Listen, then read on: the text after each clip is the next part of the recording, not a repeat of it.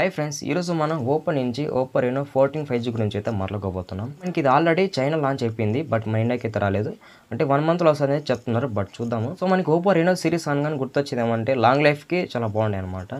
అంటే మనకి లాంగ్ రన్లో చాలా వరకు అయితే వస్తాయని చెప్పొచ్చు. అండ్ మనకి కెమెరాస్ కూడా బాగుంటాయి అనమాట ఓప్పో రెనోలో.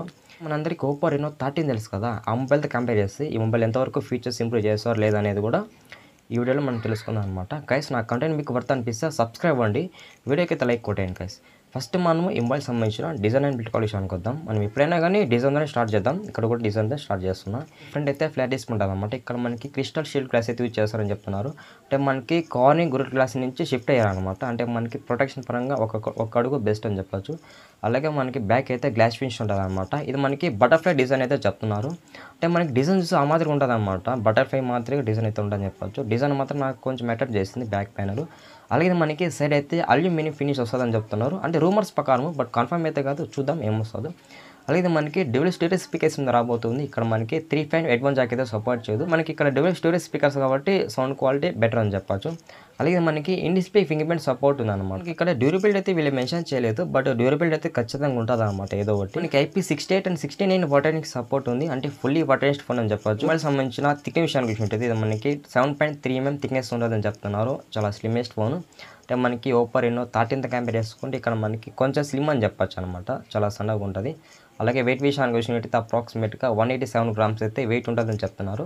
చాలా లైట్ వెయిట్, అంత ఓవర్ వెయిట్ కూడా ఉండదు. అంటే హ్యాండ్ ఫీల్ కూడా కొంచెం బెటర్ ఉంటుంది అనమాట మొబైల్ పట్టుకున్నప్పుడు కూడా. ఇక మనము డిస్ప్లే అనుకుందాం. 8 inches AMOLED డిస్ప్లే రాబోతుంది. ఇక్కడ మనకి 120 Hz అయితే రిఫ్రెష్ పెట్టారని చెప్పవచ్చు. అలాగే మనకి HDR10+ సపోర్ట్ ఉంది. ఇంకా చూడండి, ఇందులో మనకి 1200 nits అయితే పీక్ బ్రైట్నెస్ పెట్టారని చెప్పవచ్చు.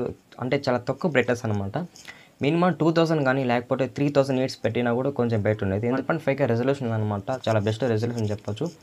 అలాగే మనకి వైడ్ వన్ అడ్వాన్స్ సపోర్ట్ ఉంది. అంటే మన ఓటీటీ కంటెంట్ అంతా కూడా ఫుల్ హెచ్డీలో వాచ్ చేయొచ్చు. ప్రాసెసర్ విషయానికి వచ్చినట్టయితే మనకి ఇక్కడ మీడియాటెక్ అయితే యూజ్ చేస్తారు. ఇది మనకి మీడియాటెక్ డైమెన్సిటీ 8350 ప్రాసెసర్ మీద రాబోతుంది. ఇక్కడ ఇది మనకి 4 ml బిల్డింగ్ ప్రాసెసర్ అనమాట. ఇది మనకి 4 ml బిల్డింగ్ ప్రాసెసర్ కాబట్టి కొంచెం బెటర్ అని చెప్పొచ్చు. అంటే కొంచెం అడ్వాన్స్ ఉంటుంది అనమాట. అంటే మనకి గేమింగ్ ఆటోమైజేషన్ కానీ అలాగే నార్మల్ యూజ్ కానీ చాలా బెటర్గా పర్ఫామ్ చేస్తుంది ఈ ప్రాసెసర్.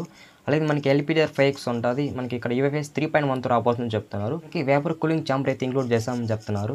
అంటే మనం ఎక్కువ గేమ్స్ ఆడేటప్పుడు హీట్ అనేది క్రియేట్ అవుతుంది కదా, అలాంటప్పుడు ఈ ఛాంబర్ అనేది హీట్ అయితే రిమూవ్ చేస్తుందని చెప్పొచ్చు. మనకి సిగ్నల్ బూస్ట్ అనే ఒక ఫీచర్ ఉందని చెప్పొచ్చు. సిగ్నల్ లేని ప్లేస్లో ఫోన్ మాట్లాడినా కానీ మనకి సిగ్నల్ అనేది బెటర్గా వస్తుందని చెప్తున్నారు దీనివల్ల.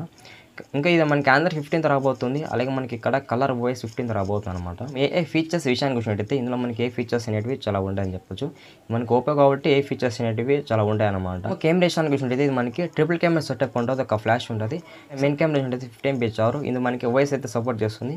కానీ మనకి సెన్సర్ అయితే ఉంది, బట్ సెన్సర్ అయితే ఇక్కడ మెన్షన్ చేయలేదు అనమాట. సోనీ సెన్సర్ అయితే ఇందులో ఇంక్లూడ్ చేశారని చెప్పొచ్చు. సెన్సర్ అయితే పర్టికులర్ ఇప్పుడైతే నాకు తెలియదు, బట్ సోనీ సెన్సర్ అయితే కంపల్సరీగా ఉంది. మన మెయిన్ కెమెరా యూజ్ చేసుకుని కూడా మంచి స్టేబుల్ ఫోటోస్ అయితే ఎక్స్పెక్ట్ చేయొచ్చు. ఎందుకంటే మనకి రియల్మీ కొలాబరేషన్ కాబట్టి ఫోటోస్ కూడా చాలా పెట్టుకోవచ్చని చెప్పొచ్చు అనమాట. అలాగే మనం రేర్ కెమెరా యూజ్ చేసుకొని మ్యాక్సిమం 4K 30 fps వరకు అయితే వీడియో రికార్డ్ చేసుకోవచ్చు. అక్కడ కూడా మనం మంచి వీడియో క్వాలిటీ ఎక్స్పెక్ట్ చేయొచ్చు అనమాట మెయిన్ కెమెరా నుంచి.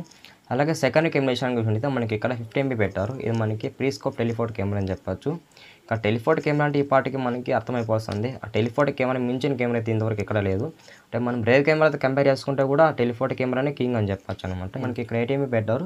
ఇది మనకి అల్ట్రా వైడ్ యాంగిల్ సెన్సార్ అని చెప్పొచ్చు అనమాట. ఈ కెమెరా యూజ్ చేసుకుంటే మంచి ఫోటోస్ తీయచ్చు. మనము ఫ్రంట్ కెమెరా విషయానికి చూసినట్లయితే మనకి ఇక్కడ 50 MP పెట్టారనమాట. ఇంకా మనం ఫ్రంట్ నుంచి కూడా మంచి ఫోటోస్ తీయచ్చు అనమాట. చాలా డీటెయిల్గా అయితే క్యాప్చర్ చేస్తారని చెప్పొచ్చు. ఎవరైతే బ్లాగర్స్ కానీ అలాగే ఎవరైతే ఫోటో షూట్స్ ఇలాంటి వాళ్ళు ఉంటారో వాళ్ళు ఫ్రంట్ కెమెరా నుంచి మంచి ఫోటోస్ తీయచ్చు అనమాట. ఫ్రంట్ కెమెరా యూజ్ చేసుకొని మాక్సిమం 4K 30 fps వరకు అయితే రికార్డ్ చేసుకోవచ్చు. ఇంకా బ్యాటరీ విషయానికి చూసినట్లయితే ఇది మనకి 6000 mAh బ్యాటరీ రాబోతుంది. చాలా బిగ్గెస్ట్ బ్యాటరీ అని చెప్పొచ్చు. ఈజీగా ఎంత లేదన్నా కూడా 2 to 3 days వర్క్ చేయడానికి ఛాన్స్ ఉంటుంది అనమాట. అలాగే మనకి ఇక్కడ 80 watts అయితే ఫజింగ్ సపోర్ట్ ఉంది. మొబైల్ సంబంధించిన అన్ని స్పెక్స్ అయితే కవర్ చేసామన్నమాట. ఫైనల్గా నాకు నచ్చిన ఈ మొబైల్ ప్లస్ మైనస్ అమౌంట్ అది ఫస్ట్ పర్సన్ కెమెరాస్ అని చెప్పొచ్చు.